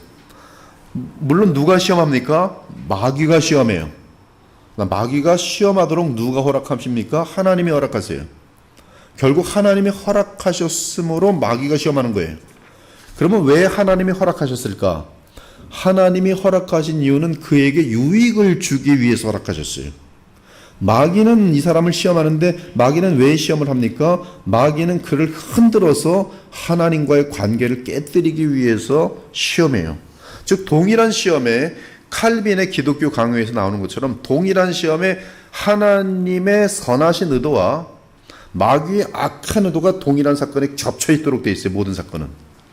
그리고 거기서 우리는 하나님께서 우리를 응원하고 계세요. 이겨라, 제발 좀 이겨라. 난 너를 믿는다. 아니면 지금 가짜일 경우는 너는 가짜로서 드러나야 된다. 아니면은 믿음이 연약한 사람은 네가 교만하고 있을 때 네 교만에서 한번 무너져 봐라. 그러나 얼마 후면은 회개하고 돌아와서 다시 우뚝 설 것을 하나님 아시고 이때는 마귀에게 넘어지는 것을 허용하세요. 그때는 힘들죠. 그러나 돌아보면 이 사건이 없었다면 계속적으로 교만할 수 있었을 텐데 이때 내가 마귀에게 패배하면서 죄를 짓고 나라는 존재가 얼마나 쇳덩어리며 얼마나 연약한지를 알게 되고 자신을 믿었던 베드로가 자만했던 말을 하는 것처럼 다시는 그런 말을 하지 못하게 되죠. 여정이 사탄이 밧세바가 목욕할 때 다윗이 궁전 옥상에 있었던 것도 우연이 아니고요. 여정이 베드로를 예수님의 제자로 알아본 사건은 하나님의 뜻에 따른 결정이었어요. 우리는 이러한 예를 통해서 하나님께서 악한 뜻으로 사람을 시험하지 않는다는 것을 분명히 알 수 있어요. 결론적으로 모든 것이 하나님 그리스도 안에 있는 자들에게는 그들에게 주어졌던 모든 시험이 결론적으로는 무한한 복을 가져오는 것을 분명하게 볼 수 있습니다. 그러나 하나님은 사탄이 그리고 그들 자신의 죄악된 성향이 그들을 시험하도록 그들을 어떠한 상황으로 이끄십니다. 왜냐하면 오직 각 사람의 시험을 받는 것은 자기 욕심에 끌려 미혹되기 때문이기래요. 이 내용들을 여러분들이 이원론 쪽으로 빠지지 않고 그대로 이해할 때에 시험 당하는 이 내용에 대해서 우리는 하나님의 시험이 우리에게 올 수 있지만 그 시험에서 승리할 수 있도록 주님께 얼마든지 기도할 수 있어요. 근데 그 기도가 하나님의 뜻에 따라 기도할 때 반드시 승리로 결론이 나는 것을 우리는 알 수가 있는 것이에요. 이 간구에 언급된 악의 영역이든 사탄이든 별 차이가 없다. 왕이 없는 영역이나 나라가 있을 수 없고 나라가 없는 왕이 있을 수 없다. 그러므로 우리가 이 간구에서 구해달라고 기도하는 악은 오직 사탄의 권세일 수밖에 없다. 그리고 여기서 우리는 놀라운 것을 본다. 하나님의 절대적인 주권, 즉 만물에 대한 그분의 절대적인 통제 안에서 악의 세력이 활동하는 실제 영역이 있다는 사실이다. 이건 되게 복잡한 신비인데요. 요 내용을 간단한 유비로 윌리엄스는 잘 설명했어요. 아주 상당히 귀합니다. 이 간단한 유비. 다음 그림에서 우리는 철수가 물 속에서 헤엄치는 금붕어와 그 물을 가득 담은 어항을 들고 있는 것을 본다. 그 그림 보이죠? 철수는 그가 원하는 곳이면 어디나 그 금붕어를 데리고 다닐 수 있다. 그리고 그 금붕어는 그 어항 내에서 원하는 대로 자유롭게 움직인다. 그놈은 수용할 수 있고 쉴 수 있고 먹을 수 있고 잠을 자거나 여러 가지를 할 수 있다. 다시 말해 비록 그놈이 어항 안에 머물러야 하는 제약이 있음에도 불구하고 어항 안에서 그놈은 자유롭게 뭐든 할 수 있다. 사탄을 포함한 인간들, 우리 모든 하나님의 피조물도 마찬가지다. 사탄은 그의 큰 능력에도 불구하고 단지 피조물일 뿐이, 하나님이 제약해 놓은 곳에서 활동할 뿐이, 그러므로 그는 하나님이 정하신 한계 안에서 존재한다. 금붕어가 자신을 담아둔 한계를 넘을 수 없는 것처럼 사탄도 그에게 정해진 한계를 넘어서 행동할 수 없다. 그래서 비록 사탄이 욥을 시험하기 위해 폭풍이나 전쟁이나 질병을 사용할 수 있었지만 그는 하나님의 주권에서 벗어나 행할 수는 없었다. 이에 바울이 말한다. 사람이 감당할 시험 밖에는 너희가 당한 것이 없나니 오직 하나님은 미쁘사 너희가 감당하지 못할 시험당함을 허락하지 아니하시고 시험당할 즈음에 또한 피할 길을 내사 너희로 능히 감당하게 하시느니라. 여러분이 깨어있다면은 어떤 상황에서든지 시험에 승리하도록 돼 있어요. 깨어있기만 하면. 깨어있지 못하기 때문에 문제인 것이죠. 우리가 이 강구의 두 번째 부분을 기도할 수 있는 이유는 주권자이신 하나님에 대한 확신 때문이다. 우리는 연약하고 우리 자신을 믿을 수 없기에 시험에 넘어지지 않기를 기도한다. 그러나 어떠한 현명한 목적으로 우리가 시험받는 것이 하나님의 선하신 뜻이라면 우리의 유일한 확신은 하나님께서는 그분의 뜻에 따라 모든 일을 행하신다는 사실이다. 자, 여기 정리가 잘 돼 있어요. 그러므로 우리는 그분이 피할 길을 내실 수 있다는 것을 안다. 제가 재미난 얘기를 할게요. 하나님께서 얼마나 확실하시냐 하면, 제가 대학교 때 그 오락 같은 것을 되게 좋아했어요. 제가 대학교 때 참 많이 방황하고 뭐 그냥 멋대로 살았는데요. 근데 이제 대학교 때 제가 그 이제 제일 많이 놀았던 게 마이티라는 게임이에요. 카드 가지고서 뭐 이렇게 프렌드 만들고 무슨 이렇게 카드 가지고 뭐 하루 종일 맨날 뭐 이것만 하고 앉아 있었으니까. 그래서 이제 연구소에 들어갔어요. 연구소에 들어갔고 이제 열심히 직장이라는데 뭐 그때 뭐 나는 이제 신입 사원이고 뭐 팀장 아마 과장이나 뭐 차장 정도 급이었던 것 같아요.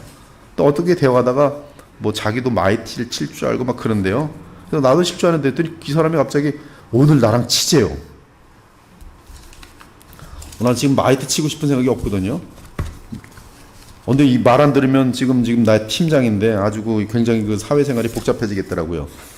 그래서 자리에 앉아서 무슨 난 지금 마이티 더 이제 다시는 안 치기로 했고 치고 싶지도 않고 뭐 내가 가서가 뭐 카드 게임을 하고 지금 나는 그때 이제 완전히 그 말씀으로 돌아서서 뭐 그냥 성경책 읽고 싶어서 집에 막 뛰어가고 막 그럴 때거든요. 막 성경 읽고 막 그냥 성령으로 충만한 데인데 갑자기 이 사람이 와서 오늘 자기네 집에 가서 마이티를 밤새도록 치재요. 이거 뭐라 하지? 그리고 이제 싫다 그러면 이게 뭐 갑자기 기분이 이상해질 거고. 하나님 지금 전 마이티를 절대 치고 싶지도 않고 더 이상 세속에 빠지고 싶지도 않고 지금 오늘도 집에 가서 빨리 성경 읽고 싶고 어떻게 하면 좋을까 했더니 갑자기 조금 있다가 이분이 왔더라고요. 뭐 하여튼 그래. 왜요? 그랬더니 너무 미안하게 됐어. 왜요? 오늘 마이티 치기로 했잖아. 네. 근데 부인이 갑자기 집에서 치지 마. 뭐 하여튼 무슨 일이 급한 일이 생겼다는 거예요. 그래서요. 그래서 오늘 아까 뭐 부탁한 거는 내가 못할 것 같아. 속으로 얼마나 감사한지. 얼마나 그렇게 피해 주시더라고요. 내가 미안한 게 아니라 지가 미안하면서 그리고 가더라고요. 속으로 알았죠. 기도의 바로 즉각적인 응답이. 죄를 범하기를 원치 않은 마음이 여러분에게 있으면 하나님께서는 죄를 짓지 않도록 완벽하게 역사하세요. 하나님의 영광과 우리의 궁극적인 선을 위해 하나님께서 지정하신 시련이 될 수 있고, 사탄이 우리를 타락시키기 위해 인도하려고 하는 시험일 수 있다는 사실이다. 때때로 시험의 목적은 처음부터 그리스도에 대한 참된 사랑도 없고 참된 믿음도 없었다는 사실을 밝히기 위한 것이다. 시험의 목적은 하나님의 참된 종이라도 얼마나 약하고 죄가 많은지를 알려주기 위해서다. 그러나 우리가 이러한 모든 것들을 바르게 알고서 그리고 주님만을 의지할 때는, 그러나 하나님께서는 그를 완전히 붙들어 주십니다. 완전히 붙들어 주세요.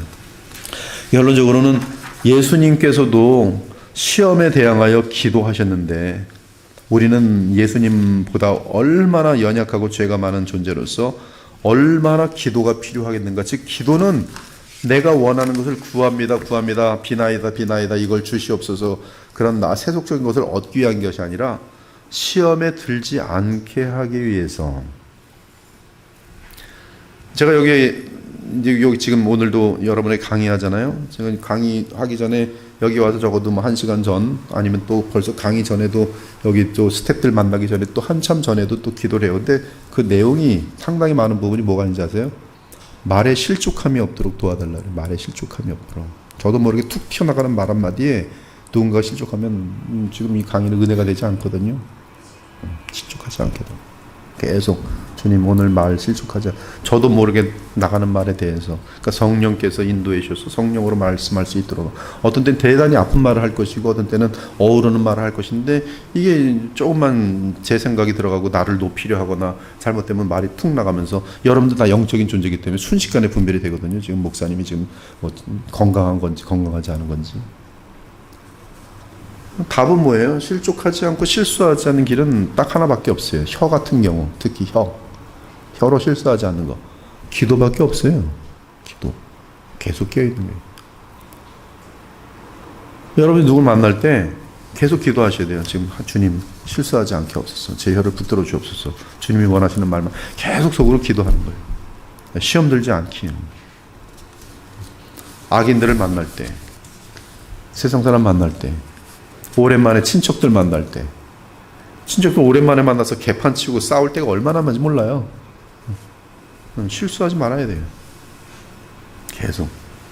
즉 기도에는 다른 이유가 없어요. 쉬지 말고 기도해야 돼요.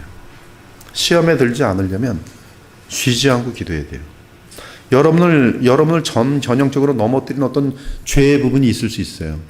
이것이 전 뭔지 모르겠습니다. 여러분 각자에게 있어요. 혈기일 수 있고 또 오락일 수 있고, 여러분의 인생을 망쳐놓는 거 알아요. 여러분이 압니다. 내가 이러면 믿음이 연약해질 수밖에 없다는 거 알아요. 근데 여기에 대해서 자연스럽게 여기지 마시고 계속 기도하세요. 이게 나의 신앙을 좀먹습니다. 시험에 들지 않게 하소서. 그리고 정신 똑바로 날 때, 이 죄에는 길이 있다니까요. 이 쥐가 뭐 먹을 때 보면 길을 뚫은 다음에 거기서 맛있는 걸 먹고 와요. 그리고 왔다 갔다 한다고. 근데 거기다가 덫을 딱 놓으면 거기서 맨 처음에 또 의심에다가 왔다 갔다 하다 먹다 그러고 덫에 걸리는 거거든요.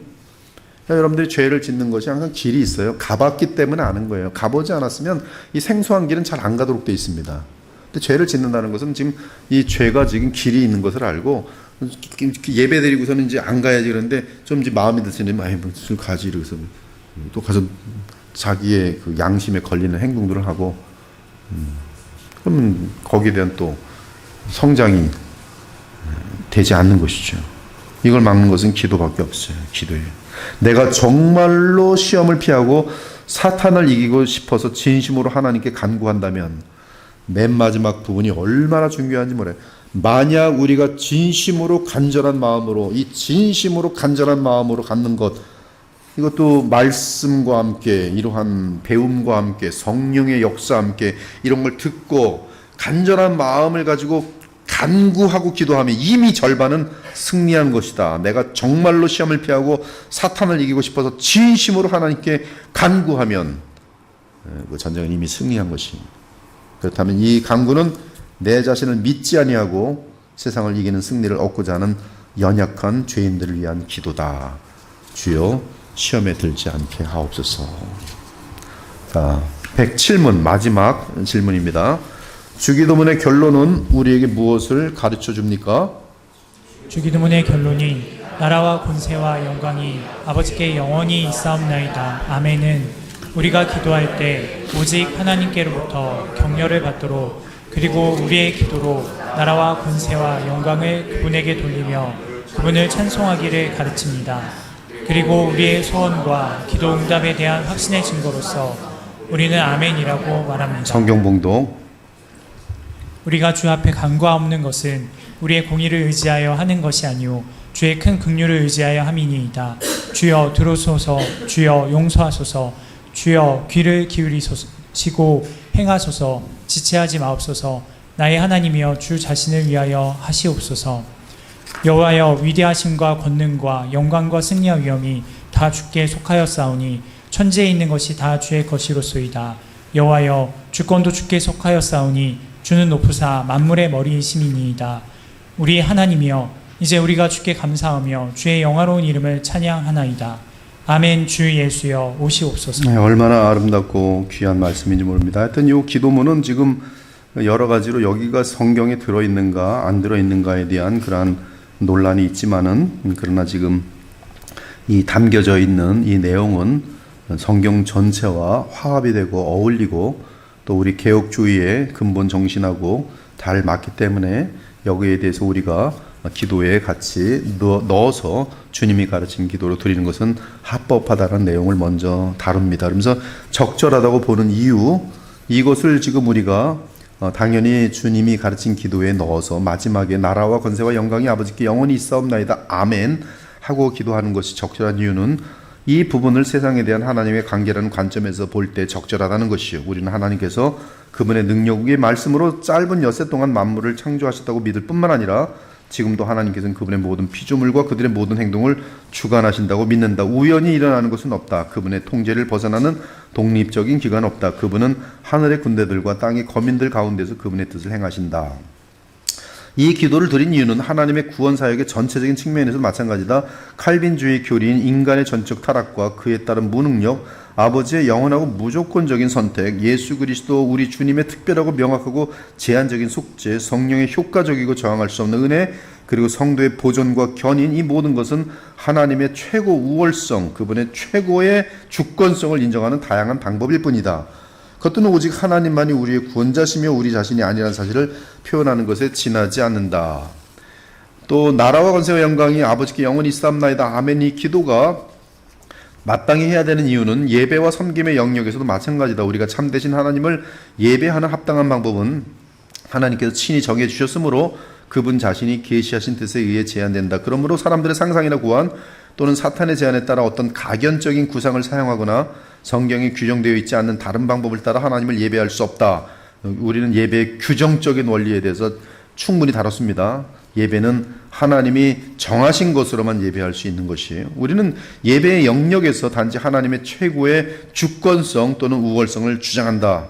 그리고 우리가 하나님만이 양심의 주인이시오 사람의 교리와 명령에서 양심을 자유롭게 하셨다고 말할 때 우리는 매일의 삶과 섬김의 영역에서 하나님의 이 같은 최고 우월성을 지지하는 것이다.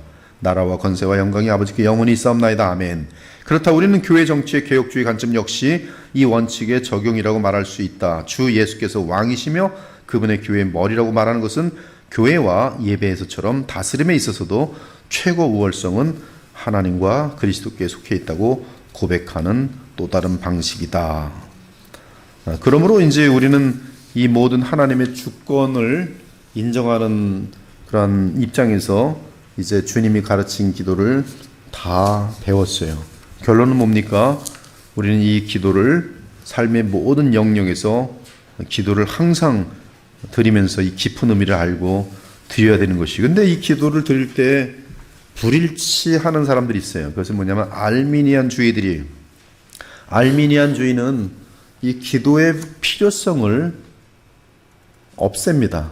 즉 인간의 자유의지적인 것이 최종 판단이 인간에게 있기 때문에 그것은 기도에 움직이는 부분이 아니거든요. 기도에서 움직인다면 그것은 칼빈주의가 되는 것이기 때문에, 그러니까 이 인간의 자유의지, 내가 알아서 듣고 내가 판단하는 것이 그것이 신앙이라면은 우리가 서로 위하여 기도한다거나 이런 것들은 아무런 의미가 없는 것이에요. 최종 결정권은 인간에게 있는 것이기 때문에. 그래서 이 뚜렷한 불일치를 거기서 이제 기도해야 되는 타당성을 지금 윌리엄스는 얘기하면서 알미니안주의에 대한 아주 마지막에 쇠기를 박아요. 쇠기를 박아요. 제가 지금 도르트를 번역을 하고 저희 교회에 지금 도르트 신앙 고백을 하면서 제 블로그 및 또 이제 그 페북에 그 개혁주의 쪽에 도르트를 쭉 올렸는데 상당히 많이 올리는 것 같아요. 제가 이곳저곳에 전체를. 반응들이 굉장히 좋아요. 아무튼 지금 윌리엄슨의 이 뚜렷한 불일치 한번 볼게요. 성경을 믿는 모든 그리스도인들은 하나님의 최고 우월성을, 여기 우월성은 주권이라고 좀 바꾸셔도 됩니다. 하나님의 주권, 완전한 주권 존중하기를 원한다. 그렇기 때문에 우리는 사람들이 하나님 기도할 때 종종 흥미로운 점을 주목하게 된다. 돌아가셨지만 유명한 복음주의 목사인 빌리 그레함 예를 들어보자. 그레함의 목사는 그의 글에서 종종 하나님의 최고 주권성을 부인한다. 알미니안주의이기 때문에 그래요. 그는 종종 하나님의 뜻보다 사람의 뜻을 최종 결정권, 하나님께서는 여러분을 사랑하십니다. 이제 여러분이 결정하십시오. 알미니에 여러분이 결정해서 믿으면 구원이고 결정하지 못하고 안 믿으면 당신은 멸망입니다. 당신에게 달렸습니다예요. 이것은 그의 책 하나님의 평화 Peace with God이라는 책에서 찾아볼 수 있다. 여기서 그레함은 중생이란 하나님의 행하심보다 사람 자신의 회개와 믿음이라는 행위를 더 앞에 둔다. 그레함 목사는 사실상 하나님의 행하심은 우리의 뜻에 달려있다고 말한다. 즉 내가 내 구원을 결정한다고 보는 것이죠. 그렇기 때문에 now 오늘 decision 내리라고 막 그래. make your decision 그래. 오늘 결정하라고 당신에게 달려있다고. 그리고 이러한 관점에서 사람은 하나님께서 행하실 일을 결정하는 능력을 가지고 있다. 사람은 하나님이 행하실 일을 결정한다. 내가 이렇게 하시면 이제 따라오시든지 이제 내가 오늘 예수님을 믿기로 했으니까 이제부터 나를 좀 도와주옵소서.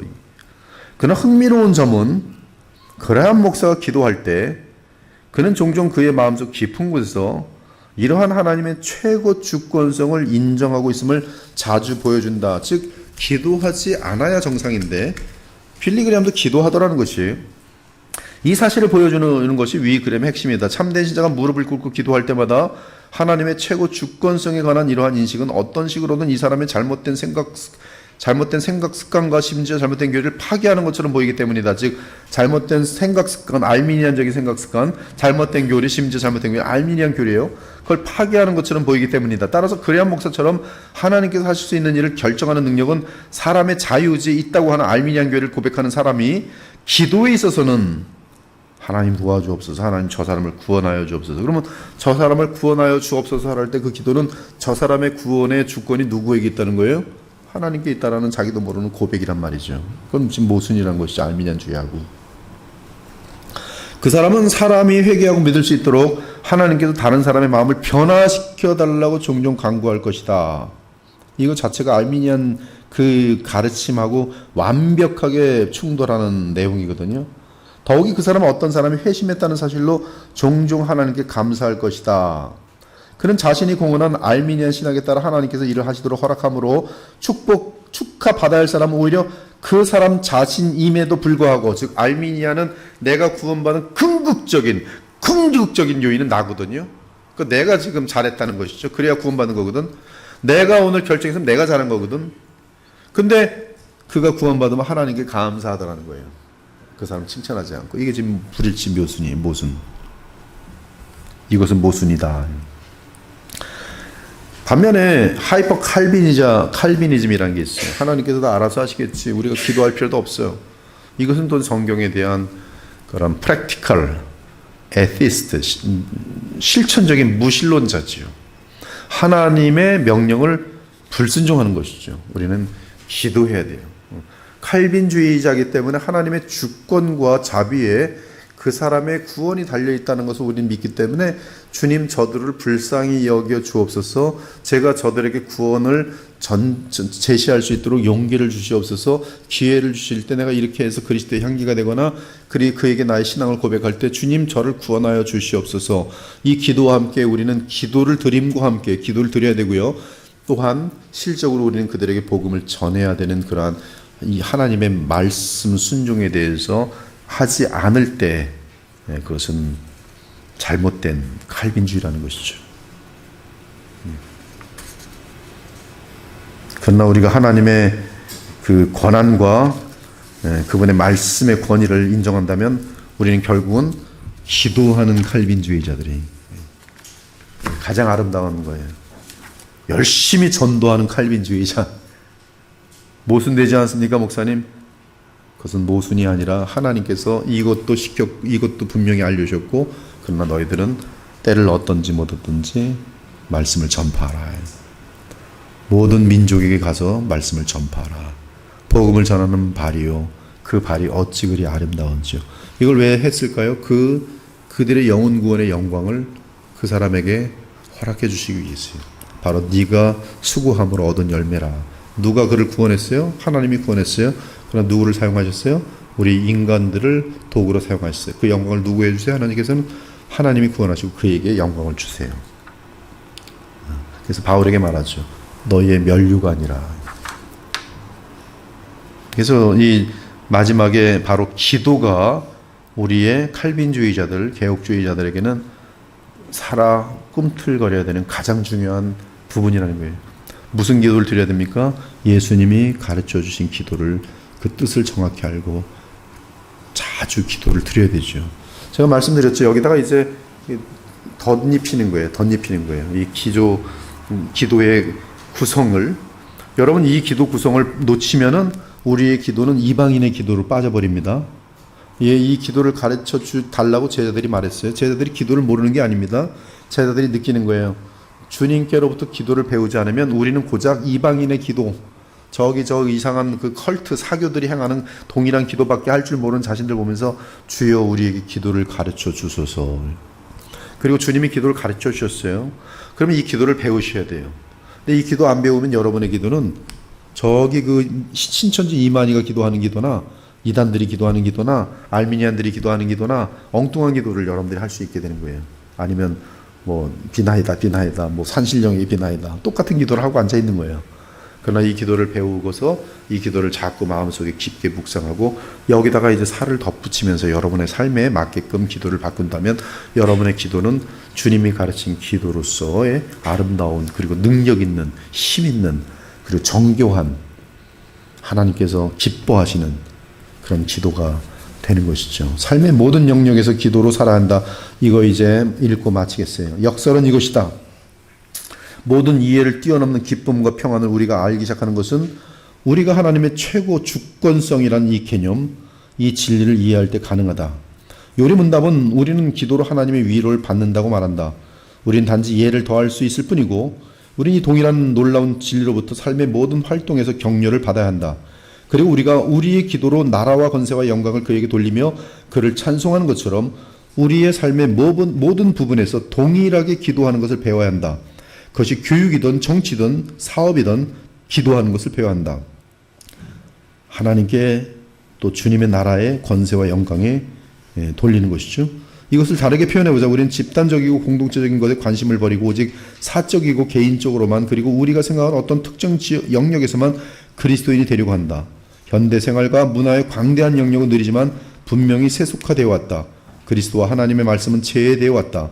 그 어느 때보다도 지금 필요한 것은 이러한 위대한 요리문답의 기본적인 통찰로 돌아가서 그것을 삶의 모든 영역에 적극적으로 적용하는 것이다. 주기도문의 연구에서처럼 기도의 태도가 적절하지 않은 삶의 영역은 없다. 모든 삶의 영역에 기도가 계속 필요한 것이, 구분된 삶은 그리스도인의 삶이 아니다. 즉 교회 따로 무슨 가정생활 따로, 아니, 가정생활에서도 여러분이 주님이 가르친 기도로 하나님 나라가 임하도록 기도해야 돼요. 거룩하기 위해서 기도해야 돼요. 그리스도인의 삶은 하나의 통합된 체계이고 또한 분명히 그래야만 한다. 이는 진리는 삶의 모든 영역이 종교적이라고 또는 영적이라고 말하기 때문이다. 그러므로 모든 삶의 영역에 대하여 하나님의 영광과 그 뜻이 나타날 수 있도록 거룩하여지기를, 용서할 수 있기를 계속 기도해야 하는 것이죠. 우리 다 같이 시편 62편 7절 11절 같이 읽고 마칩니다. 시작. 나의 구원과 영광이 하나님께 있으며 내 힘의 반석과 피난처도 하나님께 있도다. 하나님이 한두 번 하신 말씀을 내게 들었느니 권능은 하나님께 속하였다 하셨도다. 아멘. 기도의 능력으로 살아갈 수 있는 우리가 되기를 간절히 원합니다. 기도하겠습니다. 하나님, 지난 11주 동안 저희들과 함께 해주셔서 1970년에 이 작품을 쓰신 윌리엄슨과 함께 소요리 문답의 해설을 저희들이 함께 여행을 했습니다. 이제 여행을 마무리하고 돌아봅니다. 주님이 알려주신 십계명의 깊은 내용들, 율법과 복음의 관계들, 또 성례와 또 세례의 깊은 의미들, 그리고 마지막으로 주님이 가르친 그 기도의 의미가 무엇인지, 우리가 어떤 기도를 해야 바른지를 오늘 또 마지막 순간까지 알려주시니 감사합니다. 그저 하나님 저희들 무지하고 무지할 뿐이며 그저 저희들은 생각하는 것이 악하고 게으를 뿐입니다. 주님 불쌍히 여겨주시고 주님을 알아가는 기쁨이 얼마나 큰지, 하나님의 나라를 누림이 얼마나 큰 영광인지, 주님과 함께 동행함이 얼마나 행복한지 저희들 그 행복만은 놓치지 않게 하여 발버둥 치며 말씀을 놓치지 않으며 말씀을 읽고 묵상할 때 말로 다 표현할 수 없는 그 즐거움들 우리 모두가 누리면서 하나님의 말씀에 이 시대 전문가들이 되게 해주시고 또 그 말씀이 또 기도가 우리의 삶을 통해 나타나므로 하나님 나라의 영광과 그 아름다움을 또 우리 주 예수 그리스도의 위대함과 탁월함을 온 세상에 보여줄 수 있는 우리 주 예수 그리스도의 제자들, 하나님의 백성들, 우리 주님의 자녀들 다 될 수 있도록 보호해 주시고 인도해 주시고 자비와 긍휼을 베풀어 주시옵소서. 전능하시고 자비로우신 하나님, 그리스도의 보혈궤를 세우시고 친히 인도하시니 감사합니다. 우리가 말씀을 앞에 두고 주의 말씀만 한 걸음씩 따라가는 주의 제자들이 될 때에 서서히 달려가는 것 같지만 그러나 주의 성령의 역사로 우리 모두가 주님이 원하시는 그곳까지 다 안전하고 온전하게 저희들 성숙하고 성장되어서 이 악한 시대에 하나님의 영광을 위해서 귀히 쓰임받을 수 있는 주의 영광스러운 교회 될 수 있도록 그 지체들이 될 수 있도록 우리 하나님 복 내려 주시옵소서. 지난 11주 동안 함께 하신 주님께 찬송과 영광을 돌리며 앞으로도 계속 호흡 마치는 그날까지 우리의 영혼과 삶을 붙들어 주시기를 의탁드리올 때에 살아계신 우리 주 예수 그리스도 이름으로 기도 올리옵나이다. 아멘.